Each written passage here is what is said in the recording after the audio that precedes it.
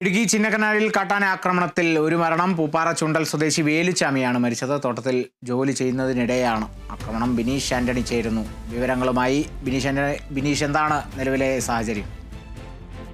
കാളിദാസ്, ഒരു 12 മണിയോടെയാണ് ഇത്തരത്തിലൊരു സംഭവം പുനർലോകം പറയുന്നത്. പന്നിയാർ സ്വദേശി വേലുസ്വാമിയാണ് ഇത്തരത്തിൽ ചിന്നക്കനാലിലെ ഒരു ഏലത്തോട്ടത്തിൽ ജോലിക്ക് പോയത്. ജോലിക്ക് പോകുന്നതിനിടയിലാണ് ഈ കാട്ടാനാക്രമണത്തിൽ ക്രൂരമായി കൊല്ലപ്പെടുന്നത്. ഇപ്പോൾ നിലവിൽ മൃതദേഹം ഇവിടെ നിന്ന് മാറ്റിയിട്ടുണ്ട്.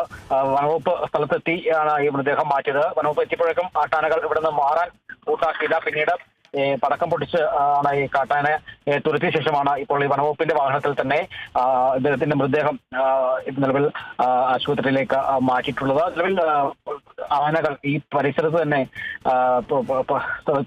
നിലയുറപ്പിച്ചതായി തന്നെയാണ് നാട്ടുകാർ പറയുന്നത്. കഴിഞ്ഞ ദിവസങ്ങളിലെല്ലാം തന്നെ ഈ മേഖലയിൽ ഏലത്തോട്ടമടക്കമുള്ള കൃഷിവിളകൾ നശിപ്പിക്കുകയുണ്ടായി.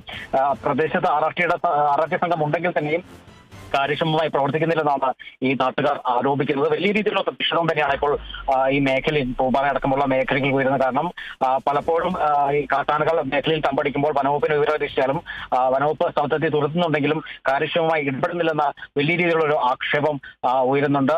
ഏതായാലും 14ഓളം ആനകൾ മേഖലയിൽ ഉണ്ടെന്നാണ് നാട്ടുകാർ പറയുന്നത്. പല മേഖലകളിൽ ഈ കാട്ടാനകളുടെ സാന്നിധ്യം കണ്ടാൽ തന്നെയും ആളുകൾ വലിയ രീതിയിലുള്ള ആശങ്ക പുറപ്പെടുവിച്ചാൽ തന്നെയും വനവകുപ്പ് പടക്കം പിടിച്ച് ഓടിക്കുന്നതല്ലാതെ ഇതിനൊരു ശാശ്വത പരിഹാരം ഉണ്ടാക്കുന്നില്ല എന്ന് തന്നെയാണ് നാട്ടുകാർ പറയുന്നത്. കാരണം ഫെൻസിംഗ് അടക്കമുള്ള കാര്യങ്ങളിലെല്ലാം തന്നെ വലിയ രീതിയിലുള്ള ഫെൻസിംഗ് കാര്യങ്ങളെല്ലാം സ്ഥാപിക്കുമെന്ന് വനവകുപ്പ് ആവർത്തിച്ച് പറയും. ഓരോ ഭരണം വരുമ്പോഴും ആവർത്തിച്ച് പറയുമ്പോഴും ഇതൊന്നും കാര്യക്ഷമമായി നടപ്പിലാക്കുന്നില്ലെന്നുള്ള ഒരു വലിയ രീതിയിലുള്ള പരാതി നാട്ടുകാർ ഉന്നയിക്കുന്നുണ്ട്. ഏതായാലും മൃതദേഹം ഇനി പോസ്റ്റ്മോർട്ടം നടപടികൾക്കായി എത്തിക്കും. അതിനുശേഷമായിരിക്കും മൃതദേഹം വീട്ടുകാർക്ക് വിട്ടു നൽകുക. കാളിദാസ്. ശരി, ബിനീഷ് ആന്റണിയാണ് ഇടുക്കിയിൽ നിന്നും വിവരങ്ങൾ നൽകിയത്.